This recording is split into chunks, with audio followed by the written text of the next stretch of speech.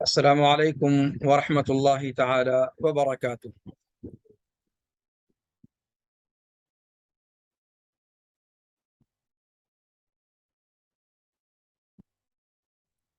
السلام عليكم ورحمة الله تعالى وبركاته. الحمد لله رب العالمين، والصلاة والسلام الأتمان الأكملان على محمد خاتم النبيين وعلى آله وصحبه الغر الميامين ومن تبعهم وتابعيهم بإحسان إلى يوم الدين. أما بعد، رب اشرح لي صدري ويسر لي أمري واحلل عقدة من لساني يفقه قولي.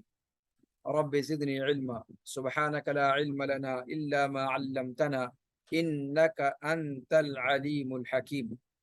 يا معلم إبراهيم علمني كما علمته، ويا مفهم سليمان فهمني كما فهمته. متن تحاویہ کے نئے درس میں آپ تمام کا خیر مقدم ہے۔ اللہ رب العالمین ہمیں اس درس میں جو چیزیں پڑھی جاتی ہیں ان سے فائدہ اٹھانے کی توفیق عطا فرمائے، اور پڑھنے اور سننے اور پڑھانے والے سبھی کو اللہ رب العالمین اس کا اجر عطا کرے اور اسے ان کے لیے ذخیرہ آخرت بنائے، اور عمل کرنے کی اس کے مطابق توفیق دے اور اس کے مطابق اعتقاد رکھنے کی توفیق عطا فرمائے۔ اس سے پہلے کہ آج کا درس شروع کیا جائے، میں چاہوں گا عزیزم ولید سے کہ امام طحاوی رحمہ اللہ کے متن کا وہ حصہ جو آج پڑھا جانا ہے اس کو پڑھ دیں، تاکہ پھر اسی کی روشنی میں درس شروع کیا جائے۔ عزیزم ولید سلمہ۔ السلام علیکم ورحمۃ اللہ وبرکاتہ۔ وعلیکم بسم السلام اللہ ورحمۃ الرحمن اللہ۔ الرحیم۔ قال الامام الطحاوی رحمہ اللہ تعالی: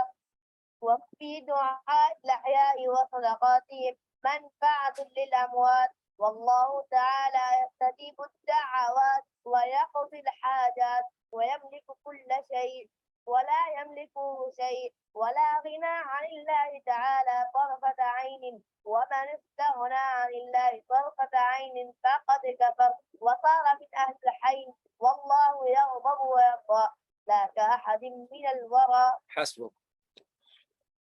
تو یہ ہے آج کی عبارت، جس کی تشریح انشاءاللہ ہم درس میں پڑھیں گے۔ آج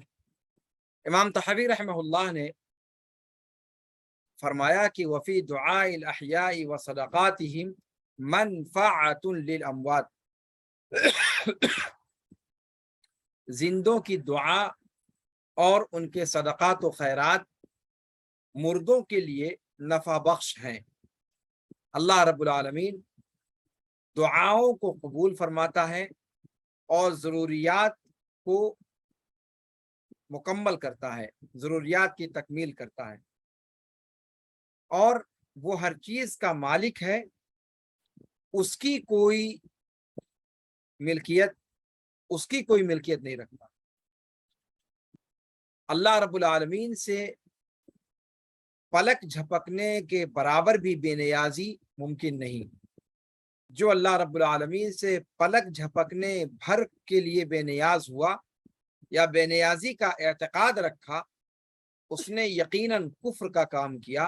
اور اہل ظلم اور اہل بغی میں سے ہو گیا۔ اللہ رب العالمین غضبناک ہوتا ہے، اللہ رب العالمین خوش ہوتا ہے، لیکن اس کا غضبناک ہونا اور اس کا خوش ہونا مخلوقات میں سے کسی مخلوق کے خوش اور غضبناک ہونے کی طرح نہیں ہے۔ یہ عبارت ہے اور اسی کی تفصیل آج انشاءاللہ ہم اور آپ پڑھیں گے۔ سب سے پہلی بات امام طحاوی رحمہ اللہ نے فرمائی کہ وفی دعاء الاحیاء وصدقاتہم منفعۃ للاموات۔ یہ مسئلہ بادی النظر میں ایسا محسوس ہوتا ہے کہ اس کا عقیدے سے کیا تعلق ہے؟ زندوں کی دعا مردوں کو فائدہ پہنچاتی ہے یا نہیں فائدہ پہنچاتی ہے؟ اس کا تعلق عقیدے سے کیوں نکلا؟ اس کا عقیدے سے کوئی تعلق بظاہر سمجھ میں نہیں آتا، اس لیے کہ یہ ایمانیات یا ایمان کے ارکان میں سے یہ چیز نہیں ہے، پھر اس کو عقیدے کی کتابوں میں اہل سنت والجماعت کے یہاں کیوں ذکر کیا گیا ہے، یہ ایک مسئلہ ہے۔ اہل سنت والجماعت کے عقائد میں اس مسئلے کو ذکر کیا جاتا ہے چونکہ اہل بدعت میں سے بعض فرقوں نے اس میں اہل سنت والجماعت کی مخالفت کی ہے، اور اہل بدعت میں سے بعض فرقوں نے قرآن و سنت کے واضح مضامین کو اس تعلق سے اور اہل سنت والجماعت اور سلف صالحین کے مسلک کو جو اجماعی اور اتفاقی مسئلہ ہے اس سے انہوں نے اختلاف کیا ہے، اور جب مسئلہ یوں ہے تو پھر اس کو عقیدے میں ذکر کرنے کی حاجت محسوس کی گئی اور یہاں سے اسے عقیدے کے اندر ذکر کیا گیا، حالانکہ یہ ایمان کے 6 ارکان میں سے کوئی رکن نہیں ہے۔ یہ ہوا اس مسئلے کو عقیدے کے اندر ذکر کرنے کی منطق یا اس کی لاجک۔ یہ مسئلہ کہ مردے زندہ اشخاص کی دعاؤں سے فائدہ اٹھاتے ہیں، اہل سنت والجماعت کا مذہب یہی ہے کہ اس دنیا سے چلا جانا۔ میں ایک تمہید میں ایک بات ذکر کر دوں کہ یہ مسئلہ جہاں عقیدے کا ایک اہم مسئلہ ہے، وہیں اس سے بہت سارے رسوم و رواج بھی جڑے ہوئے ہیں جو ہمارے سماج کے اندر پائے جاتے ہیں۔ اس پر گفتگو کرتے ہوئے اس مسئلے پر یقیناً ان پہلوؤں کی طرف بھی اشارہ کرنا ضروری ہے تاکہ سیاق و سباق کے ساتھ اس مسئلے کو جو اس کی جائز شکلیں ہیں اور جو ناجائز شکلیں ہیں ان کو واضح طور پر سامنے رکھا جا سکے، اس لیے کہ آپ جانتے ہیں کہ اہل بدعت کی ایک معتدبہ تعداد ایسی ہے جو اس مسئلے کو جیسا کہ کہا کہ اہل بدعت میں سے بعض لوگ اس کو مانتے نہیں ہیں، اور بعض دوسرے لوگ ہیں کہ وہ اتنا زیادہ مانتے ہیں کہ اس کے اندر غلو کی نت نئی شکلیں انہوں نے ایجاد کر لی ہیں، اور حق افراط اور تفریط کے درمیان ہے۔ تو انشاءاللہ اس پر گفتگو کی جائے گی۔ یہاں پر امام طحاوی رحمہ اللہ اہل سنت والجماعت کے مذہب کو ثابت کرنا چاہتے ہیں اس باب میں کہ میت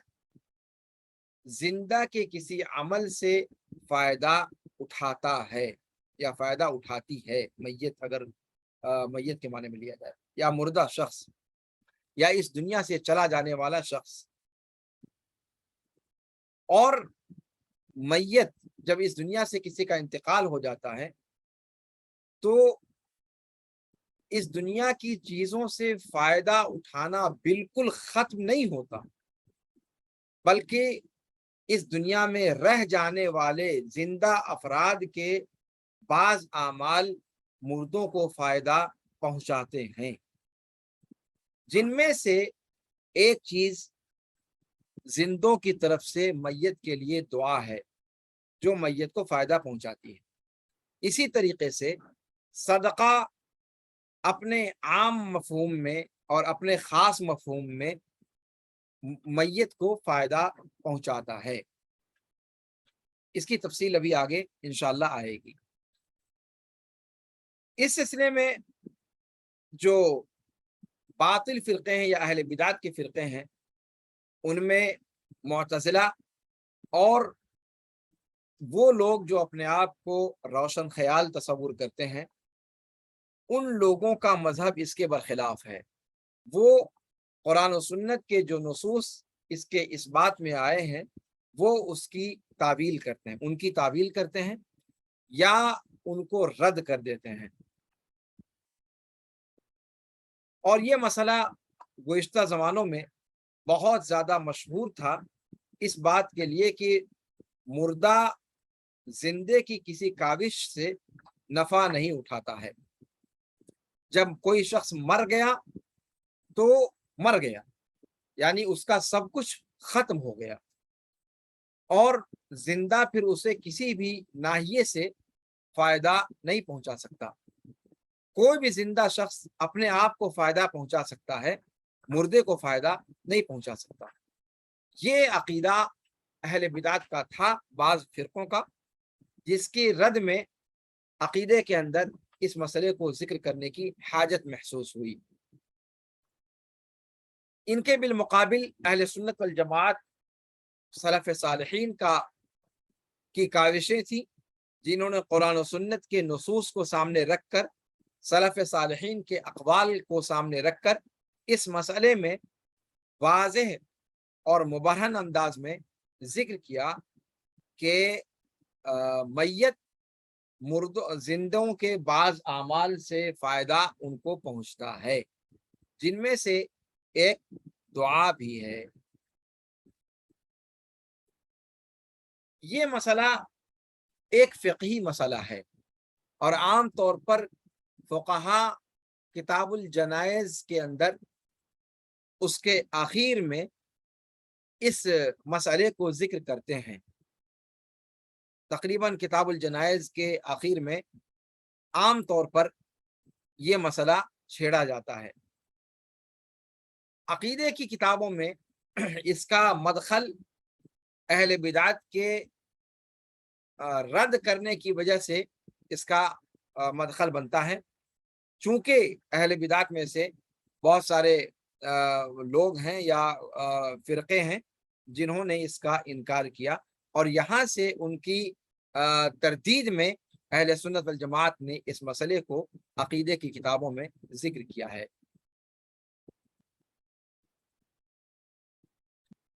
मैयत जिंदों की काविशों से नफा पहुंचता है मैयत को, इस मसले में अहले सुन्नत वल जमात का, अहले हदीसों का, फ़ुक़हा का, अहले तफसीर का इत्तिफाक है। इसमें दो किस्मों पर इत्तिफाक है कि दो किस्में नफा बख्श होती हैं जिंदों की तरफ से मुर्दों के लिए। उनमें से पहली किस्म वही है जिसका इमाम तहावी रहमहुल्लाह ने तज़किरा फरमाया है इस जुमले के अंदर कि वफ़ी दुआइल अहयाई व सदक़ातिहिम, वफ़ी दुआइल अहयाई व सदक़ातिहिम मनफ़अतुन लिल अमवात। पहली किस्म यही है कि दुआ नफ़ा पहुंचाती है मरने वाले को। अल्लाह रब्बुल आलमीन दुआओं को सुनता है, जिंदे की दुआ जिंदे के लिए और जिंदा की दुआ मरे हुए शख्स के लिए, और इसके लिए दलील की ज़रूरत नहीं है। दुआओं को अल्लाह रब्बुल आलमीन जिंदों की दुआ मुर्दों के हक में मशरू है, उसकी सबसे बड़ी दलील सलात जनाजा है। सलात जनाजा, जनाजा की जो नमाज है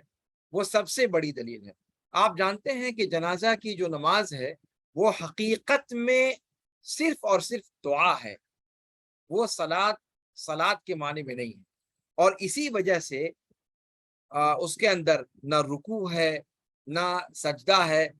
आम नमाजों के पढ़ने का जो तरीका है वो तरीका उसमें इख्तियार नहीं किया जाता। नमाज के जो अरकान हैं वो अरकान उसके अंदर नहीं पाए जाते, रुकू और सुजूद वगैरह के। इसी तरीके से उसके अंदर दुआए सना का जो मसला है वो भी नहीं है, उसके अंदर दुआए सना भी नहीं है। वो बराह रास्त सूरह फातिहा से शुरू की जाती है और फिर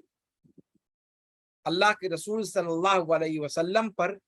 सलात व सलाम भेजा जाता है, दुरूद शरीफ पढ़ते हैं, और फिर उसके बाद मैयत के लिए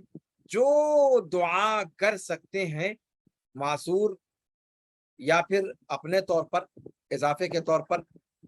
तो मैयत के हक में जो दुआ करनी होती है वो दुआएं की जाती हैं। तो आप देखें कि सलाते जनाजा अज अव्वल ता आखिर वो लगातार شروع سے لے کر آخر تک وہ دعا ہی دعا ہے. وہ نماز کا لفظ اس پر بولا جاتا ہے، لیکن نماز جو اصطلاحی نماز ہے اس میں سے اس سے وہ بالکل الگ ہے. اور اسی لیے علماء کرام نے کہا، محققین علماء کہتے ہیں کہ صلاۃ جنازہ میں دعائے ثنا پڑھنا یہ مسنون نہیں ہے. دعائے ثنا پڑھنا یہ مسنون نہیں ہے. سبحانک اللہم بحمدک یا اللہم باعث بینی وبین خطایا، یہ پڑھنا صلاۃ جنازہ میں یہ مسنون نہیں ہے، بلکہ براہ راست تکبیر کہہ کر کے سورہ فاتحہ پڑھیں، پھر تکبیر کہہ کر کے اللہم صلی علی محمد وعلی آل محمد کما صلیت علی ابراہیم، جو درود ابراہیمی ہے اس کو پڑھیں. پھر تیسری تکبیر کے بعد میت کے لیے دعا کریں، اللہم اغفر لحینا و میتنا و شاہدنا، یا پھر اللہم اغفر لہ وارحمہ وعافہ واعف عنہ، یا پھر اور جو دعائیں مذکور ہیں سنت میں ان کو پڑھے. اور پھر اپنے طور پر اگر کوئی اضافی دعا کرنا چاہتا ہے تو وہ بھی کر سکتا ہے. تو یہ دعائیں میت کے لیے کرے گا. تو اس طریقے سے آپ دیکھیں کہ صلاۃ جنازہ از اول تا آخر زندوں کی طرف سے مرے ہوئے شخص کے لیے دعا ہے. تو اگر مرے ہوئے شخص کو زندوں کی طرف سے دعا فائدہ نہ پہنچانے والی چیز ہوتی تو پھر صلاۃ جنازہ مشروع ہی نہ کیا جاتا. اس کی مشروعیت کا کوئی مطلب ہی نہیں بنتا ہے اگر دعا زندوں کی مردوں کے حق میں نفع بخش نہ ہوتی. تو یہاں سے پتہ چلا کہ دعا، زندوں کی دعا مردوں کے لیے فائدہ بخش ہے. اور جنازہ کی نماز میں جو دعا کے آداب بتلائے گئے ہیں کہ انسان پہلے اللہ رب العالمین کی حمد و ثنا بیان کرے سورہ فاتحہ کی شکل میں، پھر نبی مکرم صلی اللہ علیہ وعلی آلہ وصحبہ وسلم فداہ ابی و امی، ان پر صلاۃ و سلام بھیجے، اور پھر اس کے بعد جو اصل مقصد ہے مردے کے لیے دعا کرنا وہ شروع کی جائے. یہ دعا کے آداب میں سے بھی ہے. اور آپ جانتے ہیں کہ دعا ایک عبادت ہے اور اس کے کچھ آداب ہیں، اور یہ ادب جو اللہ کے رسول صلی اللہ علیہ وسلم نے صلاۃ جنازہ کی شکل میں امت کو سکھلایا، یہی عمومی دعاؤں کے آداب بھی ہیں. کوئی بھی دعا کرنی ہو تو اس کا ادب یہ ہے کہ انسان پہلے اللہ رب العالمین کی حمد و ثنا بیان کرے، رسول پاک صلی اللہ علیہ وسلم پر درود بھیجے، اور پھر اس کے بعد جو دعا مانگنی ہے وہ دعا مانگے. اور یہی طریقہ سورہ صلاۃ جنازہ کے اندر اختیار کرنے کی تلقین یا اللہ کے رسول صلی اللہ علیہ وسلم نے اختیار کر کے دکھایا ہے. تو یہاں بنیادی طور پر جو مسئلہ ثابت ہوتا ہے وہ یہ کہ دعا میت کے لیے نفع بخش ہے زندوں کی طرف سے. جی، تو اس پر جو ہے اتفاق ہے کہ یہ میت کے لیے فائدہ بخش ہے، اور یہ امت کا اجماعی مسئلہ ہے. چند ایک استثناءات کو چھوڑ دیا جائے، شذوذ کو، تو کہتے ہیں کہ زندوں کی دعا مرے ہوئے شخص کے لیے باتفاق علماء یہ چیز جائز ہے اور یہ نفع بخش ہے اس کے لیے. اچھا، اسی طریقے سے پہلی ہی قسم کے اندر ایک اور چیز بھی داخل ہے، اور وہ یہ ہے کہ میت کی طرف سے صدقہ کیا جائے، یعنی کوئی چیز مالی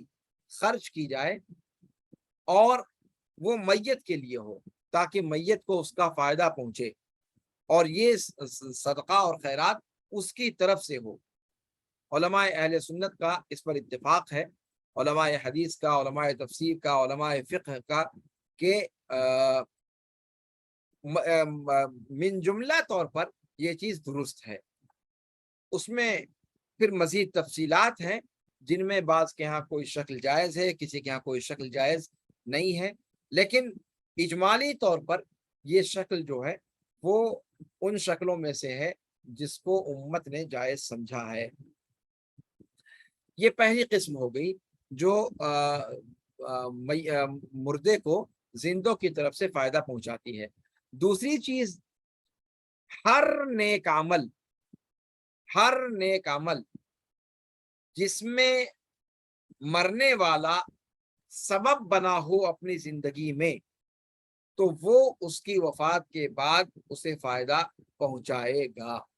ہر وہ نیک عمل جس میں مرنے والا سبب بنا ہو اور وہ عمل جاری و ساری ہو، تو اس عمل کا نفع مرنے کے بعد بھی مرنے والے کو حاصل ہوتا رہے گا۔ اللہ کے رسول صلی اللہ علیہ وسلم کا قول ہے کہ من دعا الی ہدی کان له من الاجور مثل اجور من اتبعه لا ينقص ذلك من اجورهم شیئا، کہ جس نے ہدایت کی طرف بلایا اس کے لیے اتنا ہی اجر ہے جتنا اس کی بات ماننے والے کو اجر دیا جائے گا، اور ان سب کے اجر میں سے کسی طرح کی کوئی کٹوتی نہیں کی جائے گی۔ دوسری روایت میں ہے صحیح مسلم کے اندر کہ من سن فی الاسلام سنتا حسنہ کان له اجرها واجر من عامل بها الى یوم القیامہ، کہ جس نے اسلام میں کوئی اچھا طریقہ ایجاد کیا اور تو اس کے لیے یا اچھی سنت یا اچھی رسم یا اچھی عادت شروع کی، تو اس کا اجر اس کو ملتا رہے گا، اور اس کا بھی اجر ملتا رہے گا جو اس پر عمل کرتا رہا قیامت تک۔ اور ان روایات سے جو چیز سمجھ میں آتی ہے وہ یہ کہ مرنے والا اپنی حیات میں، اپنی زندگی میں جس نیک عمل میں سبب بنا ہو، وہ نیک عمل جب تک جاری و ساری رہے گا اس کا اجر مرنے والے کو ملتا رہے گا اس کی وفات کے بعد بھی۔ اسی طریقے سے میت جس میں سبب بنا اس کا بیٹا بھی ہے نیک بیٹا، اس لیے کہ وہ بندہ اس میں سبب بنا اس کو اس دنیا میں لانے کا، تو جب وہ اپنے باپ کے لیے دعا کرے گا تو وہ جو ہے اس کی دعا اس کے والد کے حق میں، مرنے والے کے حق میں اللہ رب العالمین قبول فرمائے گا۔ اب اور یہ بھی اتفاق ہے علماء کا کہ اس کو پہلی قسم میں رکھا جائے یا دوسری قسم میں رکھا جائے، اس لیے کہ سبب بھی پایا جاتا ہے، اس لیے کہ لڑکے کو یا اولاد کو اس دنیا میں لانے کا سبب والدین بنتے ہیں، تو اس اعتبار سے سبب کے حوالے سے بھی اس کو نفع ملتا ہے۔ اور دوسری بات جو اوپر ذکر کی گئی دعا کا معاملہ کہ زندوں کی طرف سے مردوں کو دعا فائدہ پہنچاتی ہے، اب وہ دعا عمومی وہاں ذکر کی گئی ہے اور روایت کے اندر والد صالح کی دعا کا ذکر کیا گیا ہے، تو دعا کا مسئلہ اس میں بھی اتفاق ہے، اور اگر سبب کے حوالے سے دیکھا جائے تو اس اعتبار سے بھی جو اولاد ہے اس کی دعا والد کے حق میں قبول کی جائے گی، اس لیے کہ والد سبب ہے اس کو اس دنیا میں لانے کا۔ جی عبادات کے باب میں وہ عبادتیں مردوں کو فائدہ پہنچا سکتی ہیں، یا کون سی عبادتیں مردوں کو فائدہ پہنچا سکتی ہیں اور کون سی عبادتیں مردوں کو فائدہ نہیں پہنچا سکتی۔ مالی صدقات کا جہاں تک مسئلہ ہے اس میں تو کوئی دو رائے نہیں کہ میت کی طرف سے جو بھی صدقہ و خیرات انسان کرے، جو بھی پیسے خرچ کرے، جو بھی اللہ رب العالمین کی راہ میں میت کی طرف سے خرچ کرے، اس کا ثواب میت کو ملتا ہے، لیکن وہ عبادتیں جو مالی عبادتیں نہیں ہیں، مالی صدقات کے قبیل سے نہیں ہیں، ان عبادتوں کے حوالے سے علماء کرام کے درمیان اختلاف پایا جاتا ہے۔ جیسے مثال کے طور پر قرآن کریم کی تلاوت کا معاملہ ہے، صلاۃ کا معاملہ ہے، صیام کا معاملہ ہے، حج کا معاملہ ہے بعض جوانب سے، تو کیا ان عبادتوں کا ثواب مردے کو پہنچے گا یا نہیں پہنچے گا؟ کل کا کل پہنچے گا یا بعض پہنچے گا، اس میں علماء کرام کے مابین اختلاف ہے، گرچہ حج کے مسئلے میں اختلاف بہت معمولی درجے کا ہے، اس کے بارے میں نص آ جانے کی وجہ سے۔ تو ان مسائل میں یعنی وہ عبادتیں جو مالی صدقات کے قبیل سے نہیں ہیں، کیا وہ مردے کو فائدہ پہنچائیں گی یا نہیں پہنچائیں گی، اس سلسلے میں علماء کرام کا اختلاف۔ پہلا قول یہ ہے جو جمہور سلف کا ہے، اور امام ابن تیمیہ اور امام ابن القیم کا بھی قول یہی ہے، اور ائمہ اربعہ میں سے امام ابو حنیفہ رحمہ اللہ، امام احمد بن حنبل رحمہ اللہ، اور اہل حدیث محدثین کی ایک بڑی تعداد، ان کا قول ہے کہ میت ان تمام چیزوں سے اسے فائدہ پہنچے گا جن چیزوں کے ذریعے سے زندہ اپنے رب کا تقرب حاصل کرتا ہے، اور اپنا ثواب میت کو ہدیہ کرتا ہے۔ یعنی زندہ اپنے ثواب کو میت کو ہدیہ کر دے، اس کے بارے میں کہتے ہیں کہ کوئی بھی نیکی کا کام، عبادت کا کام جسے کوئی مسلمان انجام دے، اور اس کا ثواب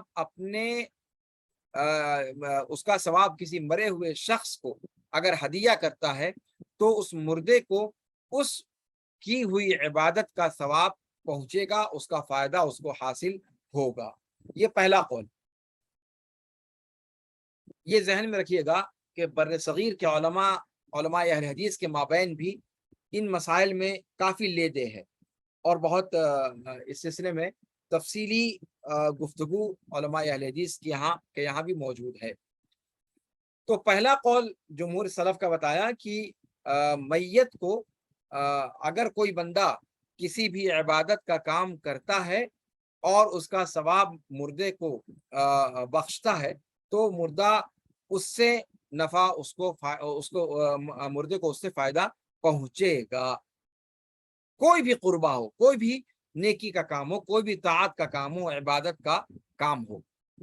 یہ پہلا قول۔ دوسرا قول امام مالک اور امام شافعی رحمہم اللہ اور علماء کرام کی ایک جماعت کا قول ہے کہ اگر عبادتوں کا تعلق صرف جسم سے ہے، خالص یعنی عبادات بدنیہ جو ہیں، خالص عبادات بدنیہ، ان کا ثواب مردے کو حاصل نہیں ہوگا، مردے کو اس کا ثواب نہیں پہنچے گا۔ جیسے نماز ہے، قرآن کی تلاوت ہے، روزہ ہے، وغیرہ وغیرہ، ان کا ثواب مردے کو نہیں اس سے مردہ فائدہ نہیں اٹھا سکتا زندوں کی ہوئی اس عبادت سے۔ ہاں، جو مالی عبادتیں ہیں ان کے اندر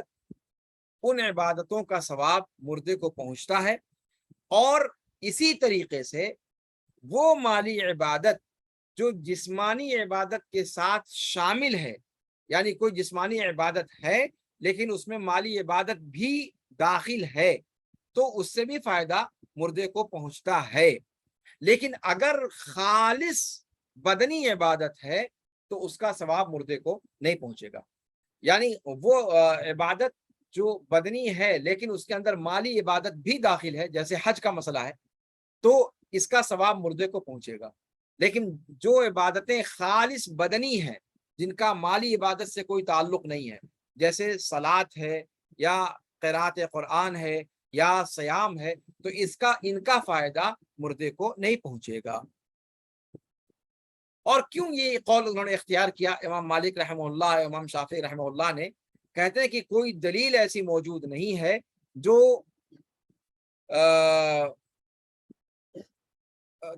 اس بات پر دلالت کرے کہ مردوں کو زندوں کی ان عبادتوں سے فائدہ پہنچتا ہے۔ جہاں تک صدقے کا مسئلہ ہے اس کے لیے دلیل موجود ہے، جہاں تک صدقہ یعنی مالی عبادت جو جسمانی عبادت کے ساتھ شامل ہو جیسے حج، تو اس کے زندوں کی طرف سے کرنے کا ثواب مردے کو پہنچتا ہے، اس کی دلیل موجود ہے۔ البتہ جو خالص جسمانی عبادتیں ہیں ان کا ثواب زندوں کی طرف سے کرنے پر مردوں کو پہنچتا ہے، اس کی کوئی دلیل موجود نہیں ہے، اس لیے جو ہے اصل پر باقی رہے گا مسئلہ، اور وہ اصل یہ ہے کہ مردے کو زندوں کی کسی کاوش سے فائدہ نہیں پہنچتا سوائے ان کے جن کا تذکرہ کیا گیا، یعنی دعا، صدقہ اور حج۔ یہ دوسرا مسئلہ ہوا۔ اب آئیے دیکھتے ہیں کہ دونوں قول جو اختیار کیا گیا ہے اور دونوں طرف معتدبہ تعداد ہے علماء کرام کی، تو اس سلسلے میں ادلہ کیا ہے؟ کہتے ہیں کہ جن لوگوں نے یہ بات کہی کہ میت کو زندوں کی دعاؤں سے فائدہ پہنچتا ہے، اس کے لیے تو بہت ساری دلیلیں، خود جنازہ کی نماز سب سے بڑی دلیل ہے۔ دوسرے اللہ رب العالمین کا قول سورہ حشر میں آیت نمبر 10 میں اللہ تعالیٰ فرماتا ہے کہ والذین جاءوا من بعدہم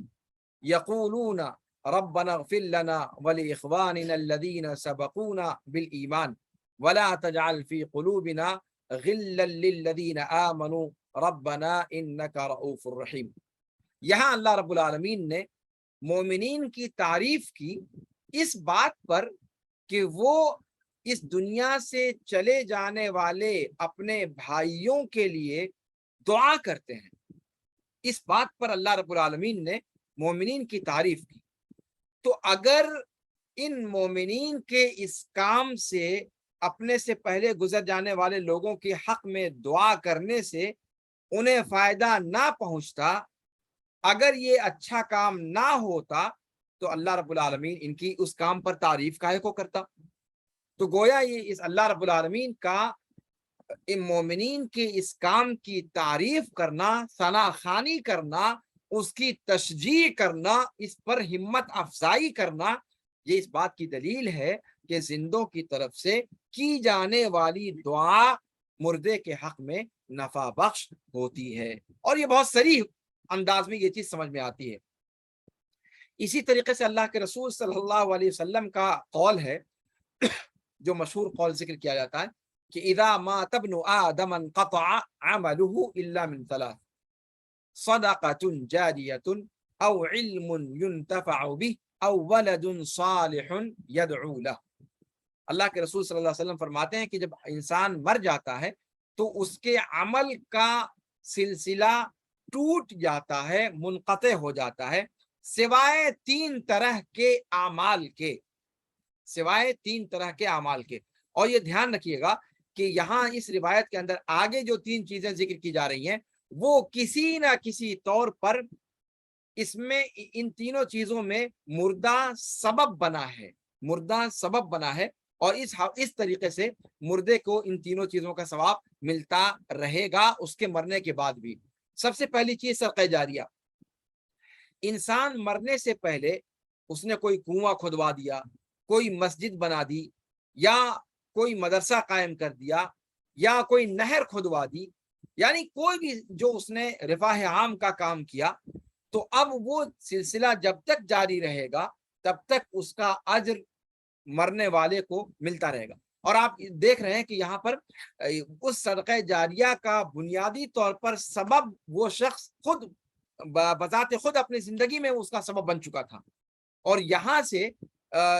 چونکہ اس کام میں صدقہ جاریہ میں بنیادی طور پر سبب وہ بندہ خود تھا، تو اس طریقے سے گویا یہ اسی کا عمل ہوا جو اس نے اپنی زندگی میں شروع کیا تھا۔ اب اللہ رب العالمین اس استمرار کے ساتھ جاری رہنے والے اس کام کو جس کو اس نے اپنی زندگی میں شروع کیا تھا، اس کے اجر کو اس کے مرنے کے بعد بھی قائم رکھا۔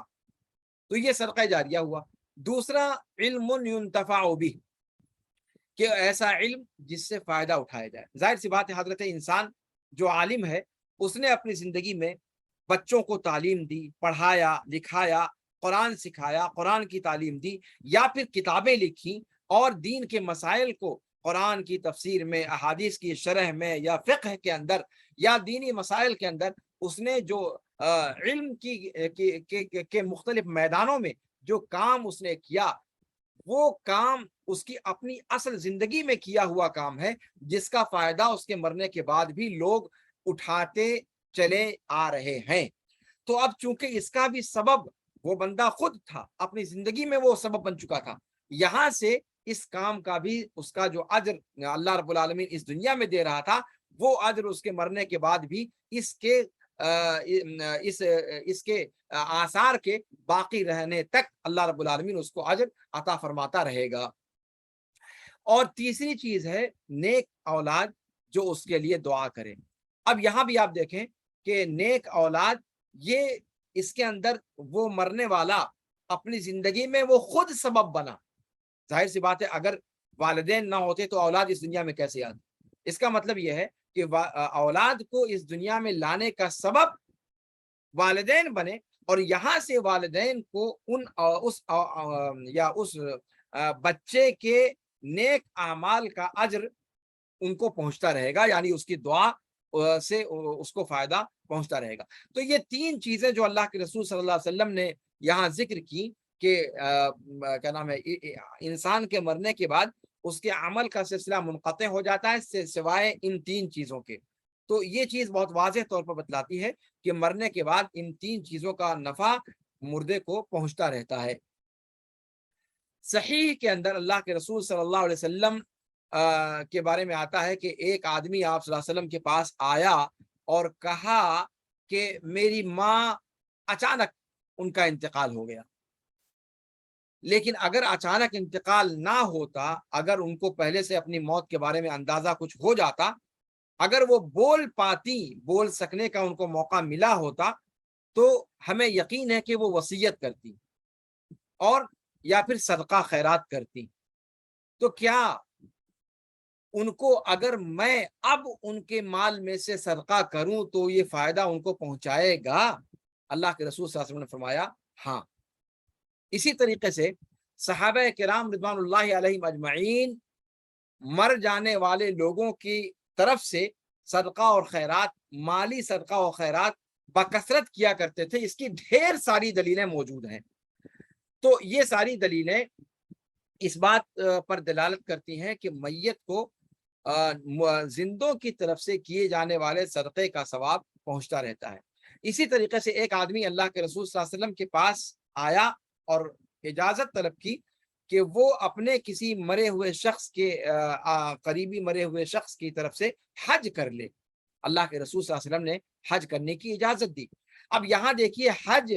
بدنی عبادت تو ہے، پر اس میں مالی عبادت گھسڑی ہوئی ہے اندر، اس کے اندر وہ پیوست ہے۔ تو گویا یہ عبادت جو حج کی عبادت ہے، یہ خالص بدنی عبادت نہ ہوئی، یہ مالی اور بدنی دونوں عبادت ہوئی۔ اور اس کے بارے میں صریح دلیل اللہ کے رسول صلی اللہ علیہ وسلم سے مروی ہے کہ آپ صلی اللہ علیہ وسلم نے حج کی اجازت دی۔ تو یہاں سے حج کے بارے میں صحیح بات یہ ہے کہ مردے کی طرف سے حج کیا جا سکتا ہے، اللہ کے رسول صلی اللہ علیہ وسلم نے اس کی اجازت دی ہے۔ حدیث ہی میں ایک حدیث میں وارد ہے کہ ایک عورت آئی اللہ کے رسول صلی اللہ علیہ وسلم کے پاس اور کہا کہ میری ماں کا انتقال ہو گیا ہے اور وہ حج نہیں کر سکی ہیں، تو کیا میں ان کی طرف سے حج کروں؟ اللہ کے رسول صلی اللہ علیہ وسلم نے فرمایا ارأیتی ان کانت علی امیکی دین اکنت قاضیتہ، تمہارا کیا خیال ہے اگر تمہاری ماں پر کوئی قرض ہوتا تو کیا تم اس قرض کو ادا کرتی یا نہ کرتی؟ انہوں نے جواب میں کہا نعم، قالت نعم۔ تو اللہ کے رسول صلی اللہ علیہ وسلم نے فرمایا قال فاقض عنها فإن الله احق بالقضاء۔ تو اللہ کے رسول صلی اللہ علیہ وسلم جب اس عورت نے کہا کہ ہاں اگر قرض ہوتا تو میں ان کی طرف سے قرض ادا کرتی، تو اللہ کے رسول صلی اللہ علیہ وسلم نے فرمایا کہ تو ٹھیک ہے، یہ حج جو وہ کرنا چاہتی تھی، جو مستطیعات تھیں، حج ان پر فرض ہو چکا تھا، پر زندگی نے وفا نہ کی اور وہ حج کرنے سے پہلے انتقال کر گئیں، تو یہ گویا ایک طریقے سے ان پر قرض تھا اللہ کا۔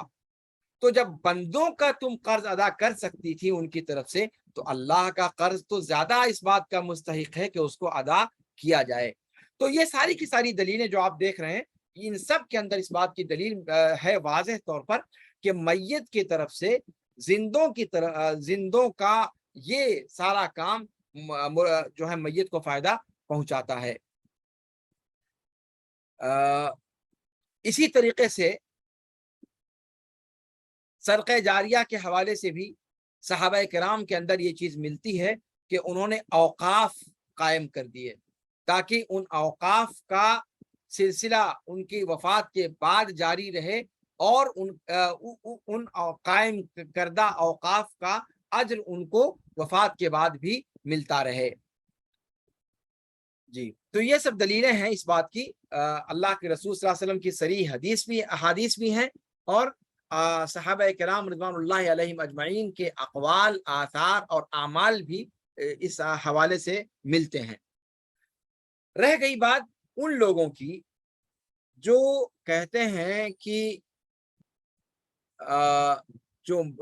مالی عبادتیں ہیں ان کا تو فائدہ پہنچتا ہے، لیکن وہ عبادتیں جو خالص جسمانی عبادتیں ہیں، بدنی عبادتیں ہیں، ان کا اجر میت کو نہیں پہنچتا۔ تو یہاں پر تھوڑی سی تفصیل بیان کرنے کی ضرورت ہے۔